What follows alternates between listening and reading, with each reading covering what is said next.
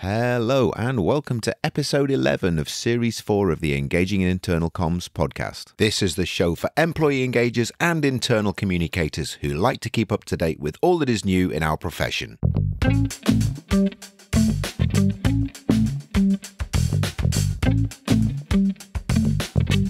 My name's Craig Smith from the Big Picture People. So this is episode 99 in total. We're coming up to our 100th episode, which is our next show, which goes out on the 6th of June. And we have an interview with Richard Newman, who is an expert in body talk and body language. And he's going to be telling us all about how internal communications can act as change makers and the roles that people's presence and nonverbal communication plays in that. So that's going out on the 6th of June. And then on the 20th of June, we've got a really interesting conversation with Zane Landin. Now, Zane is a recently employed intern within an organization. He's an intern. He's actually a fully fledged employee within National Geographic, and he's just started his career in internal communications. But Zane is an amazing character. He's got lots of dynamism and very much someone who's very keen to learn and grow. And he's reached out to me to say he wants to talk about his earlier experiences of working in internal communications. He's very smart guy, got some really good ideas, and also very good at marketing his own ideas as well for someone so new to the profession. So an interview with him, and he's going to be telling us all about the challenges of starting a career in internal communications, some of his initial impressions of the profession, and some of his aspirations for the future. So, if any of you are employing people in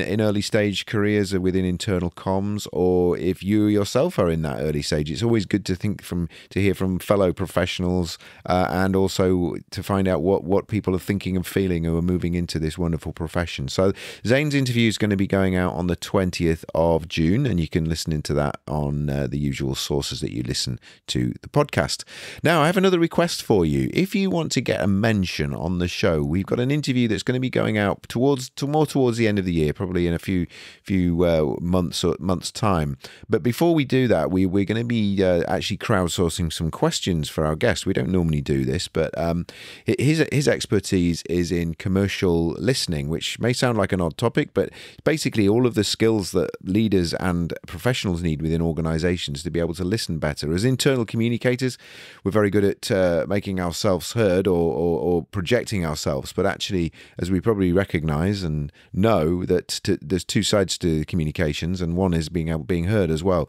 And actually being heard is a really important component of being an effective employee engagement organization, of having good employee engagement, helping our employees to be heard. So our expert in commercial and organizational listening would like to know that what is it that you struggle with in your organization, whether that's on an individual level or on a team level or on a leadership level, when it comes to listening. And if we think of listening in its broadest context, that reception of our messages, but also us listening to what people are saying so we can act appropriately.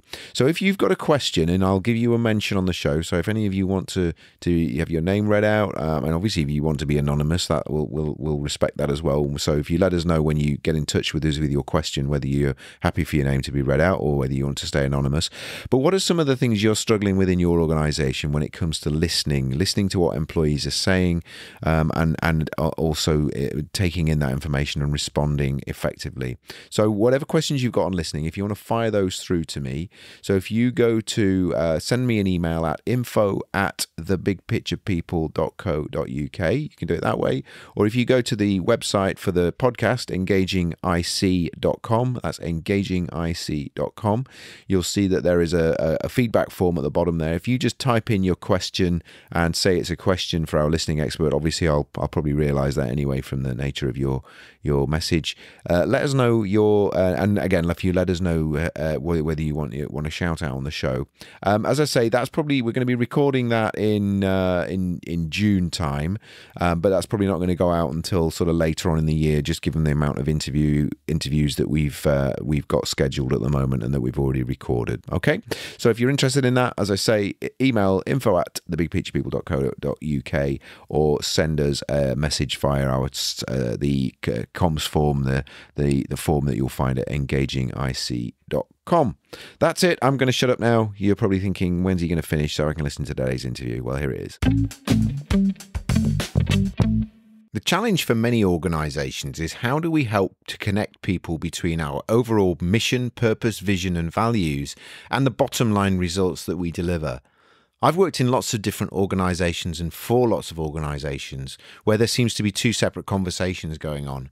We're talking about our purpose, our mission, our vision, our values as something that's kind of abstract and distant. And then on a day-to-day basis, people are being driven by KPIs, scorecards, and other metrics, which somehow seem distant and unrelated between the two. So what we're going to be looking at today is, how do we connect those together, and what are the things that connect them together? We're going to be looking at how purpose and mission and values connects to leadership behaviors and management behaviors. We're going to be looking at some of the elements of how leaders should be modeling and role modeling what we're trying to communicate to them on our employees when it comes to the outputs of the business. We're going to be looking at how we can then drive employee engagement. So the employee engagement is part of that connection between purpose, mission, vision, and values and our day-to-day results. And what is it that employees actually need to feel engaged? Something that we've covered on the show before. And then we're going to look at the importance of culture, structure, and strategy, and how they drive the bottom line results that we're all craving for or striving for within our businesses and talking about on a regular basis. And those results that we're talking about, we're going to look at the impact of how our experiences link to our beliefs, and our beliefs then result in actions, and then those actions result in the actual bottom line deliverables that we get from our business activity. So we've got lots to talk about. We've got a very experienced interviewee today who's going to be sharing their experience with us, who's worked across a lot of cultures, who brings some very interesting background as well, not a traditional HR and comms background, but a scientific background to this approach as well. So that's what we're going to be looking at in this interview today. How can we connect our mission and our results within our organization so that there's a coherent connection between the two? I hope you enjoy it. My guest today is Kimberly Weefing. Kimberly has extensive experience in the R&D and manufacturing of complex systems of hardware, software, firmware, chemistry, and physics. Kimberly enables leaders to avoid or fix the most common causes of failure in global teams, problems that damage or destroy companies, along with billions of dollars of shareholder value. A physicist by education, she found that many of these are human problems that don't require rocket science. All that's required to achieve significant positive impacts in many of these cases is some common sense and putting that into common practice. So, hello, Kimberly. How are you? Hello, Craig. Well, I'm hanging in there, like everybody. It's always too soon to give up. Just for our listeners, whereabouts in the world are you? Can you give us some geographical positioning, please? Silicon Valley. I like to say I'm a citizen of the world living in Silicon Valley, which is in the San Francisco Bay Area, attached to California. Wow. I normally do a kind of geographical orientation for our European listeners who aren't always sure about your US geography, but I think we all probably know, we can visualize California. We've all seen it on TV enough. So I gather from what we were talking about just before we started recording, it's not the idyllic Californian scene that we would normally get weather-wise at the moment. Tell us a little bit about that. After years of a water shortage and a long-term drought, we have had atmospheric rivers and bomb cyclones. We have had 150 kilometers per hour winds, rain like crazy, and things washing away, mudslides, people without electricity for 2 weeks. One of my friends up in the mountains. And so it has been feeling like I'm a survivalist on some kind of TV show. Oh my goodness. Oh my goodness. Well, down, Craig. It's anxiety inducing, I must say. But hey, we've got plenty of water for next year. And when you say you're hanging in there, I think we kind of understand what you meant now, though. So yeah. Okay. Tell us a little bit more about that fascinating career that you've had in, chemistry, physics, software, firmware, hardware, R&D, manufacturing. Tell us a little bit, give us a little potted history of Kimberly and how you've ended up doing what you're doing now. Yeah, I wanted to be a scientist when I was a child growing up. It was so exciting. I had an Alka-Seltzer powered rocket and a chemistry set. And then as soon as I could get money together for university, I studied chemistry and physics, double major. And then I got into graduate school for physics and I got a master's in physics. I did not go on and complete my PhD, but it turns out it was perfect preparation for me for tackling impossible things, since physics seemed like an impossible subject for me to pass. Yeah, yeah. um, So but then I got a job at Hewlett Packard as one of the first two female repairmen repairing mass spectrometers, which I ultimately ended up going out to the factory, helping with manufacturing, and then ultimately leading the R&D product development team for mass spectrometers, which, if you don't know what a mass spec is, it has hardware, software, firmware, high vacuum, high pressures, liquids, gases. It's very cool for a scientist kind of person. There's all kinds of challenges and many things that can go wrong, including exploding. Very good. So yeah, I do know what a mass spec is. I'm a scientist. I'm a closet scientist who's sort of now in this space as well. So tell us a little bit about when you made that shift from looking after things that go bang and machines and to softer things like human beings and why they do what they do.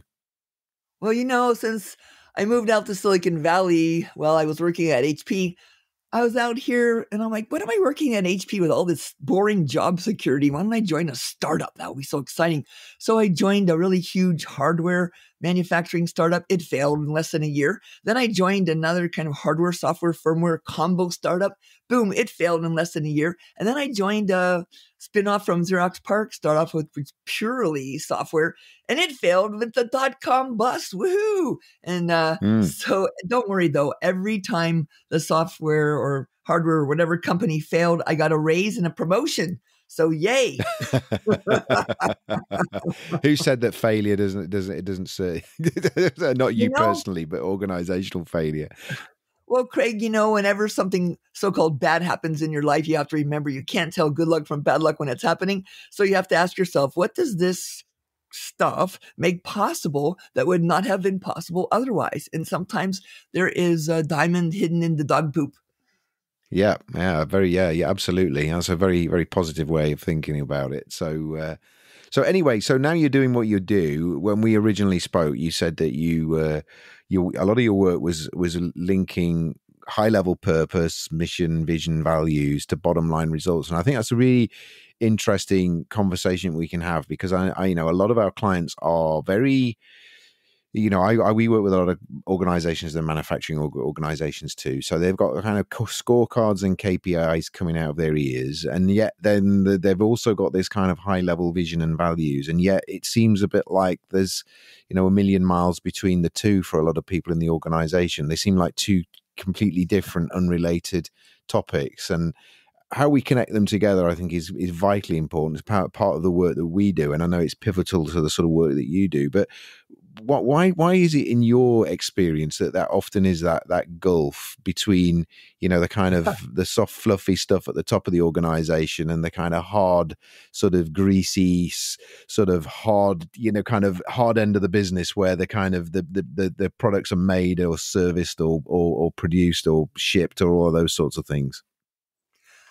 It's kind of like when you get in your car, if you were driving your car with your eyes glued to the windshield wipers.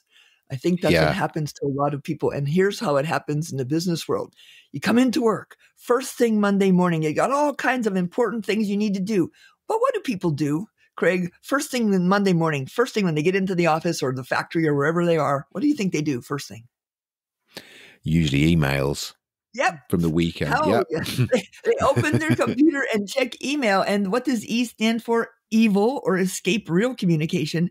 And so they end up spending their whole day going through their inbox. And then they never get to the critical things that are so important, but they feel like they're making progress. Sure. It's like, I don't know, polishing the silverware on a sinking ship. There's just no way that checking email, it should be the first thing that you do on a Monday morning, especially if you're a leader. Absolutely, yeah, and I talk about that a lot of times, as and I guess what's behind that, from my perspective, a lot of that is, a lot of organizations just that's still, although we're in an age of multiple channels now and lots of kind of different ways of communicating, we still are, and I'm not saying email is bad. Email is a great tool, it's a great resource, but I totally agree with you that it's a kind of a black hole that sucks in a lot of people's time, where a lot of it is just churning through things that you really, kind of using the Covey urgent versus important. It's barely urgent and certainly not important, most of it. And I think that's the kind of the trap that people fall into, isn't it? Yes, and we need to ask the question, what would a great leader, a truly great leader, do first thing Monday morning before checking email? That is the question we ask ourselves, and then that is what needs to guide our behavior. Yeah, and in your opinion, what is that? Because we used to do this at a company I work for. We used to use this idea of the perfect day for a manager, as in not as in kind of you come in and you kind of don't do anything and you just sort of sit there and everything ticks over. But really you're busy, but it was a perfect day. You'd kind of done everything you needed to do, and you went home and got in your car or however you went home that night thinking, I've kind of had a really good day and I've really nailed and done some good things, and I kind of feel real job satisfaction. What does that look like, from your perspective, when you say, what should be that first thing and second and third and fourth thing that we do on a Monday morning? Well, the number one cause of failure in teams is, and some of the teams studied, over 80% of them failed to achieve results. The number one cause was they didn't build trusting relationships. So first thing, great leader does, in my opinion, is wanders around the office, the factory, or virtually if they need to reach out and connect to their people. How's it going? How's your weekend? What's happening? Anything that's bugging you? Anything I'm doing to make things harder for your job? What can I do to help? And go and make that connection. It's just that kind of check-in, that just icebreaker that needs to happen to make that human connection again. One of my colleagues developed a way to do that automatically with an app. And so a bunch of brick makers in the UK, every beginning of every shift, they get on this little app and it randomly pairs them up with someone else in their shift. And they spend 5 minutes doing a little check-in. Hey, how are you? What's going on? What do you need right now? And check out. Nice. And then after that, it's like reminding people, hey, what we're doing here matters. Yeah. Yeah, we used to use an analogy. We used to work with a guy who was really good at this, very similar sort of mindset to you and I think. And he used to come in and he used to do some training for our frontline managers in the business I worked in at the time. And he used to use the analogy of the kind of the doctor on the ward. So you imagine when the doctor goes onto the kind of ward to sort of, see the patients. Are you a doctor who goes and stands at the end of the bed and picks up the clipboard with the kind of all the vital signs on and just looks at that and then sort of rustles it around and then makes a few notes on it and then walks away? Or you a doctor who goes and talks to the patient and finds out, how you're feeling, where are you at today? How are your symptoms? And we used to use that because we worked in a factory where there's lots of lines of machines, and the line managers just had a tendency to just walk along and just sort of look at the, either the screen that was showing you how many things were being made by that machine and how efficient it had been over the shift, and then you would walk to the next machine, and there's a person there who's operating it who's just kind of completely ignored, and we were trying to get them to go and it was noisy, so it wasn't easy to have a conversation, but people knew how to communicate, and there were ways around that, and think about go and talk to the human being who's operating that machine, and don't just look at the machine and forget it's got an operator. And I say similar to your analogy there, I think, is that getting out of management by walking about is incredibly important, isn't it, in any environment? Yeah. We used to call it MBWA, but then we would jokingly refer to it as management by walking away. Yeah. So once you got that connection made, then you got to remind people of the purpose beyond profit, the mission that matters.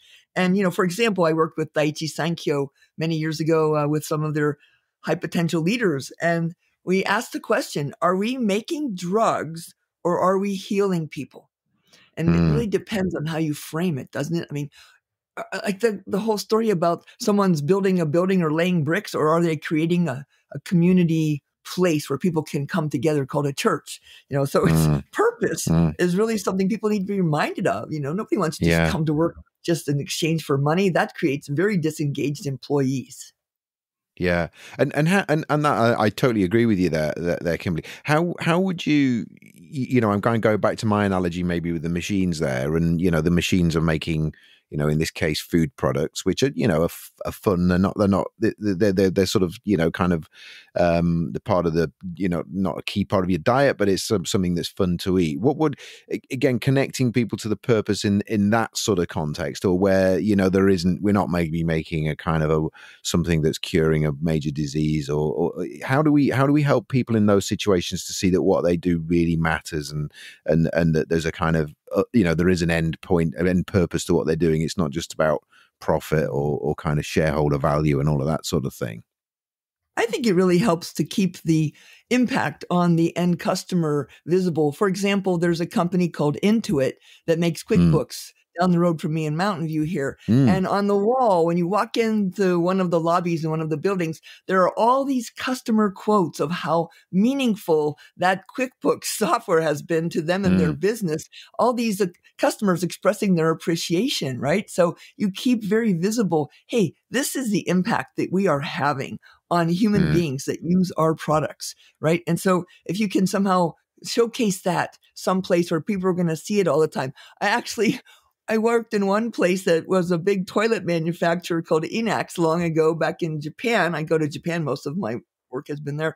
And in the lobby, there's this giant toilet in a giant glass ball, in the middle of the lobby. Wow. But it's a reminder, what are we doing here? We are creating something that people use every day and they depend on quite a bit. Yeah. Yeah, absolutely. Yeah, absolutely. So connecting people to, reminding people of that, the end purpose, and it's not just like you say, I like your analogy, we're not just laying bricks, we're building a community center, trying to help people. And I guess that, in some conversations that's easier than others, if we're kind of sharing some latest market update and some customer feedback, we can kind of set to sort of tell people that. Other times it's maybe we've kind of got to talk a little bit about the pathways to how what we do contributes towards that. What are some of the next things that you think are really important that we should be talking about in terms of having that, like, doing the right things and not just sort of going and sitting in the office and answering all the emails? What's the next thing that builds on that kind of connection between the mission and the purpose and the actual end results as well? Well, so sticking with creating that vision of the future, I love to play this game that I call News from the Future. So you get people together and say, hey, let's have a little fun. Let's imagine it's 5 years from now. We're wildly successful. What are the headlines? What are people saying in the news about you, your team, our factory, our organization, and our impact on the world, and let them have a little fun with that, and then make a collage together. People might not believe this, but I get nice senior level managers making collages on the floor together, and they are quiet as a mouse as they rip pictures and pull things together. There's something that you can buy called the Visual Explorer, set of pictures that are relevant for this kind of thing, or you can make your own. And so get them to do the image of the future and to live into it through this role play of creating this News from the Future broadcast. And it's a lot of fun. Yeah, definitely. I've done similar sorts of things, and actually it can flush out some really interesting, kind of perspectives that if you ask people, what's your vision, they'll give you a kind of a very rational way of articulating it. But that's a great way to kind of flush out the kind of creative subconscious ideas as well, isn't it? Right on. And then you follow that up with be the kind of leader people admire and willingly follow. And that's not rocket science either. The Leadership Challenge has 30 years of research that shows you the 5 areas of the behaviors of the best leaders of planet Earth, and start doing that on a regular basis. And then connecting that to what you're trying to do, of course, is increase employee engagement. And that's another 3 decades long project. Gallup research has found things like the mission of my company makes me feel like my work is important, that is directly contributing to employee engagement, which directly impacts bottom line, top line, and every other measure of quality and success in a business. And I'll just point out actually to listeners that we're going to share a link that you've got for your kind of this. I've got a schematic that connects all of these things together. How purpose connects through to sort of bottom line results. So we'll put a link to that into the show notes. So it may be worth people who are listening just to, if you are able to kind of have a look at that while we're listening to the interview. Just going back then to those leadership and management behaviors and competencies. You said there were 5 things there that managers. Do you want to just quickly whiz through those? I know they're on your schematic, but just to kind of outline what they are, just so we can kind of put some shape to those. Yeah, what Craig's talking about is this framework I put together. It's one page, people. And if we can't read one page, we probably shouldn't be leading a team. So on that page, I have the leadership challenge, the 5 key practices. Number 1, model the way. Be a great example of how you want other people in your organization to behave and talk and listen. And then inspire a shared vision, right? Make sure that people share this vision of the future and enlist other people in that vision, like I was talking about with the news from the future. And the next one was challenge the process, thinking out of the box, searching for opportunities, take necessary risks. Experiment, prototype, learn from mistakes, celebrate failures that you learn from. Of course, don't make the same mistakes over and over again, predictably and avoidably. Make new and more exciting mistakes together, right? I like that, new and more exciting mistakes, yeah. And then 4th one, enable others to act, make sure people have what they need. 2 of the questions on the Gallup employee engagement are, I know what's expected of me at work, and do I have the materials and equipment I need to do my work, right? Well, only about 40% of employees in the U.S. said yes to that last study. I tried to find, what is a leader doing if you're not helping your people know what's expected of them and providing the tools, equipment, and support to do their job. So that is that enable others to act piece of the leadership challenge.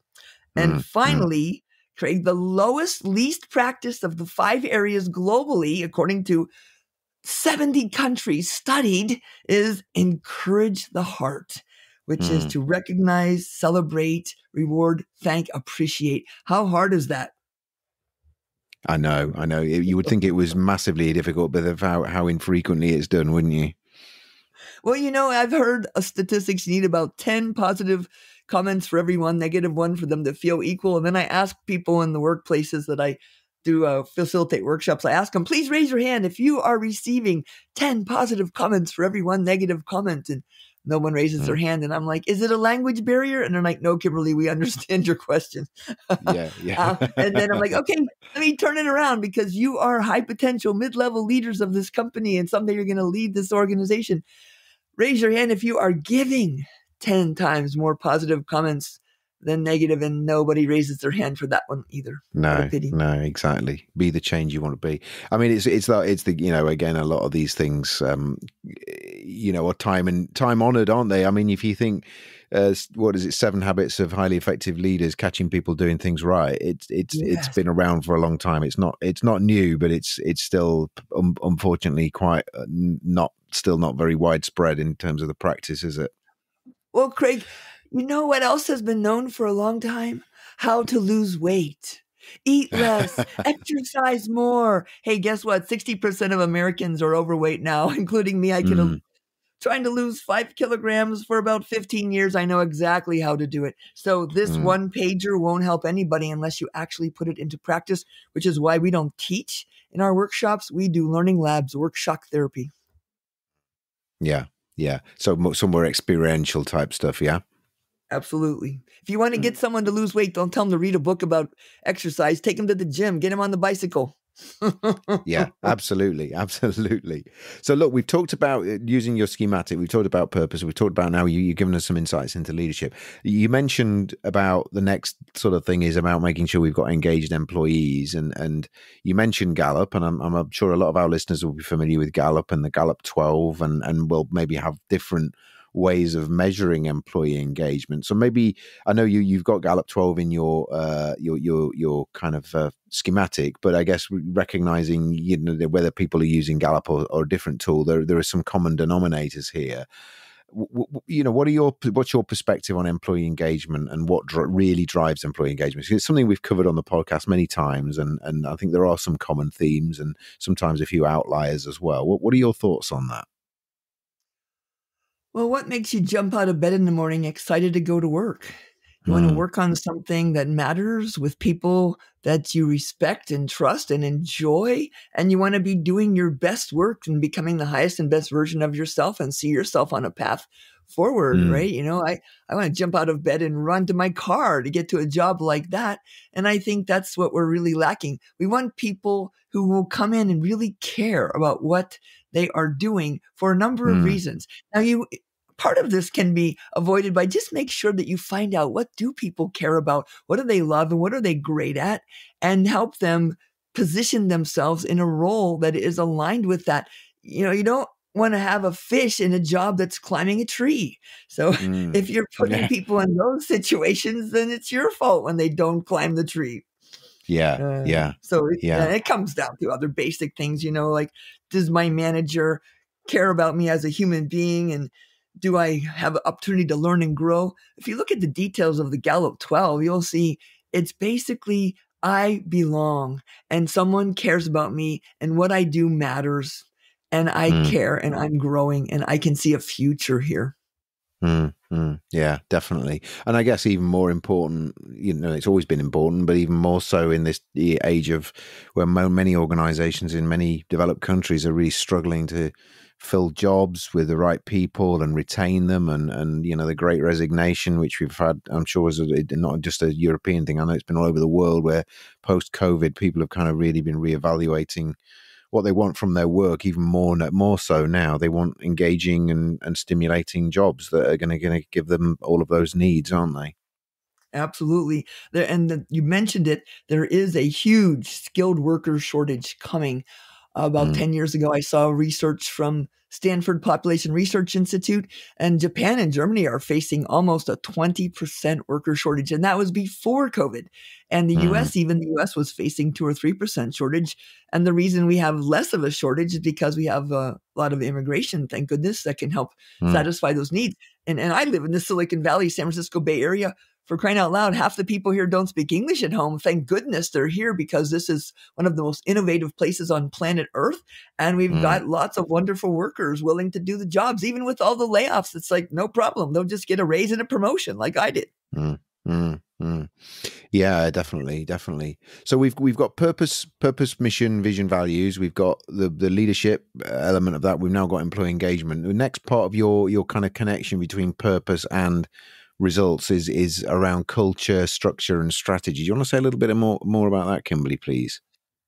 Yeah, a lot of businesses, they know the structure, right? It's an org chart. Well, that's one of the biggest problems people are facing, is the hierarchical org chart, if it is followed, is the source of toxic, dysfunctional workplaces. I think it's the biggest cause.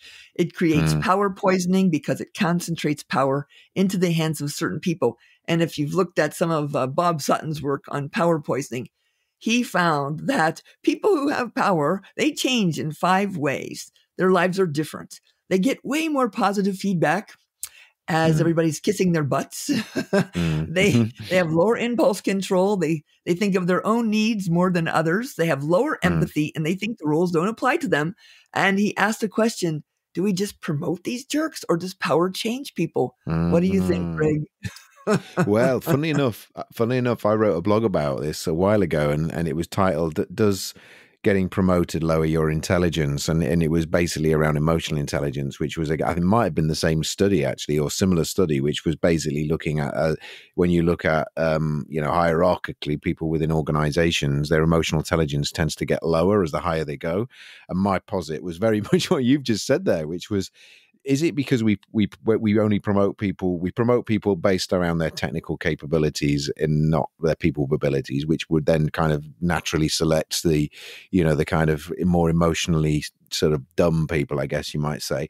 But then also the other flip side was like exactly what you've just said there is actually, as you climb the greasy pole, is it that you just learn to become less emotionally intelligent because actually that's kind of what you don't need that sort of skill set anymore. You need to just be really good at like analyzing numbers and reading lots of reports and kind of, producing KPIs and that sort of thing. So I'm kind of, my kind of conclusion was it's maybe a combination of both, which kind of sits on the fence a little bit, but I think it is an interesting, it should be the opposite, I think, but the data tells us that actually it's the other way around. I don't know where you think it lies, whether it's Oh no, Bob learned or Sutton. innate or learned.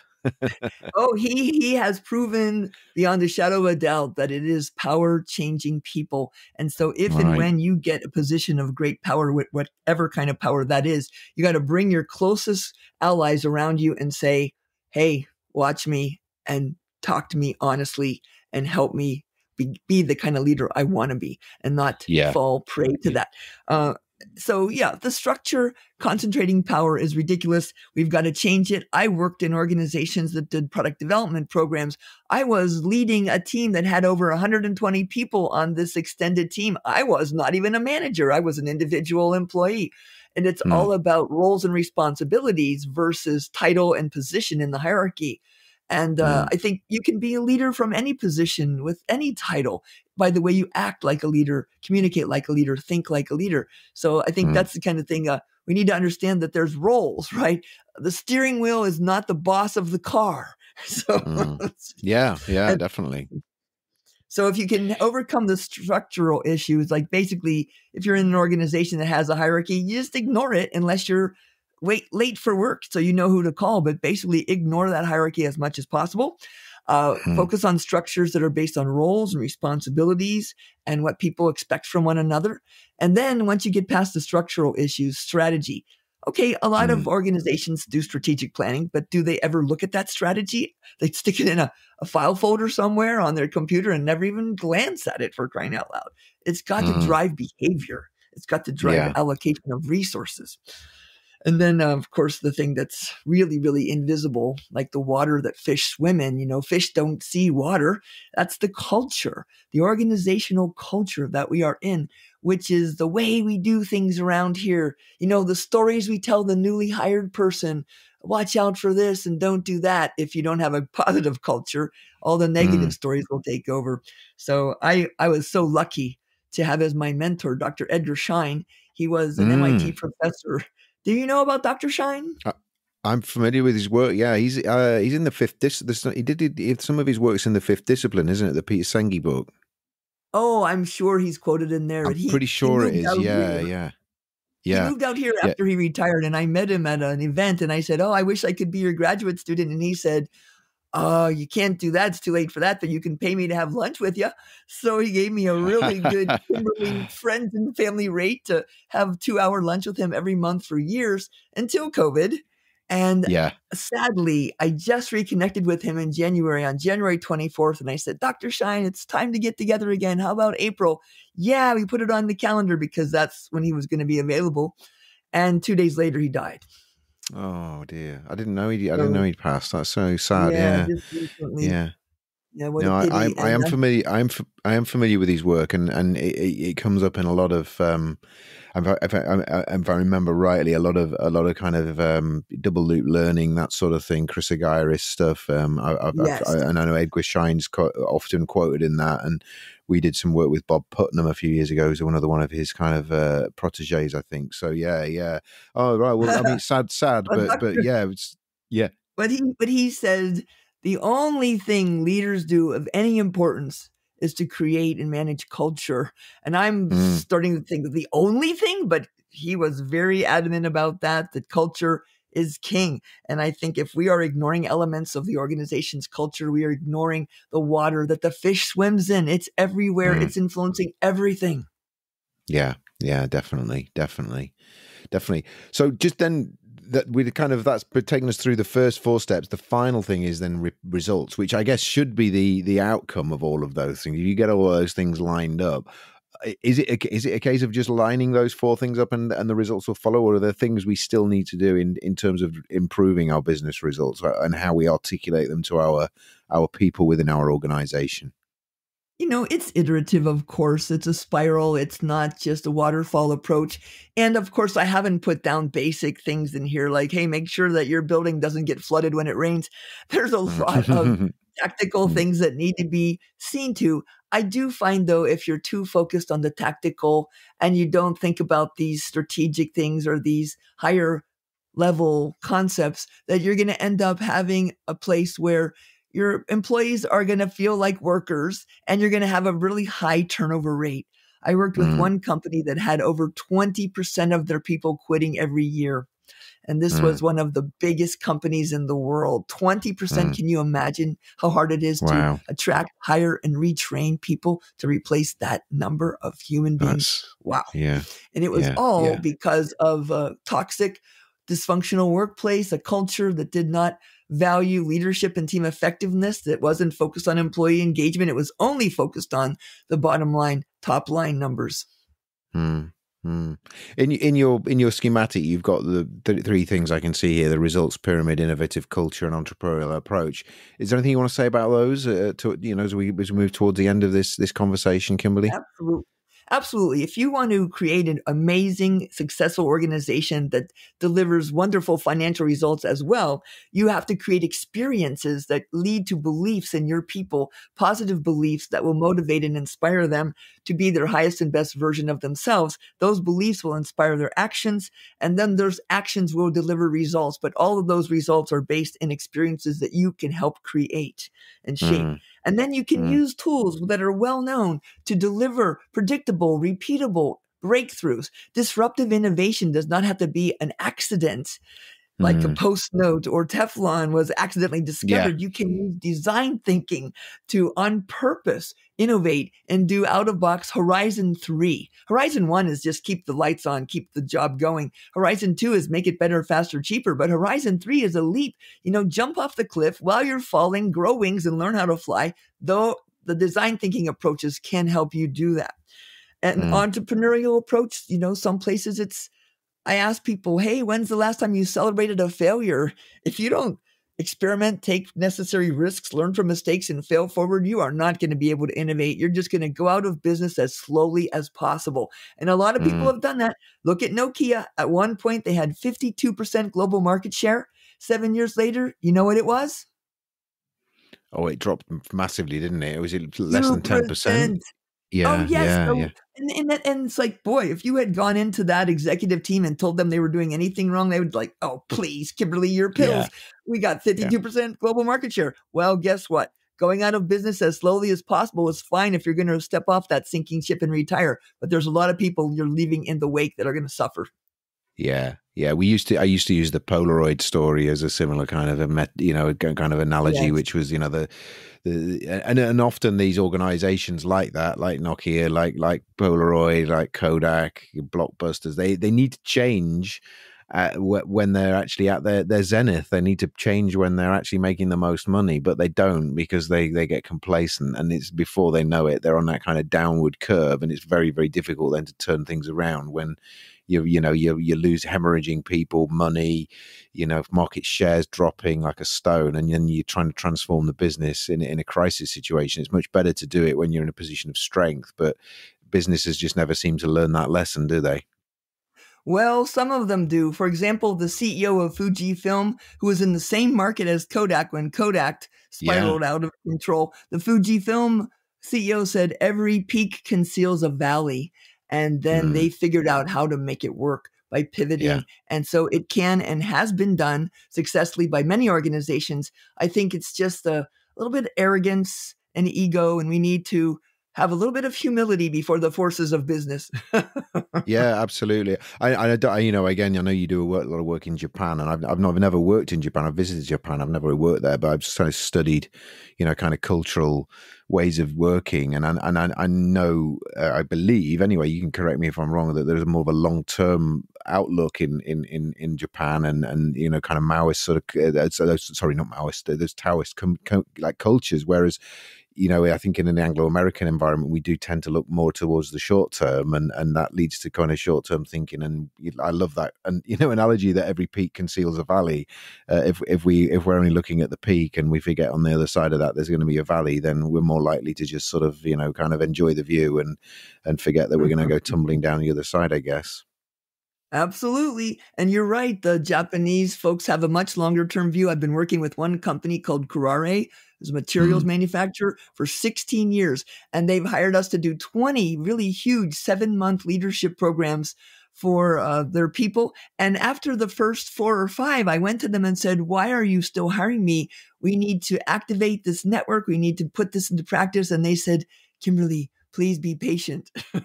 16 years later, we're still doing this program, and now we have 400 out of their 11,000 employees have been through this very intensive program, which turns managers into leaders, turn groups into real teams who can use common sense as common practice to get impossible things done predictably and repeatably. Yeah. Excellent.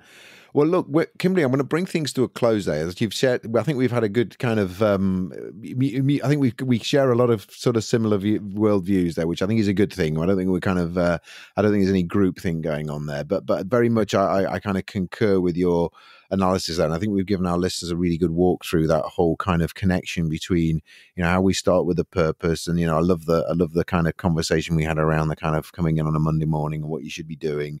And then all of those connections between that purpose, the leadership challenge that you talked about, the employee engagement, whatever tools we use to sort of measure that. And then this whole kind of connection between that culture, structure, strategy, and then finally through to delivering those results and communicating those results.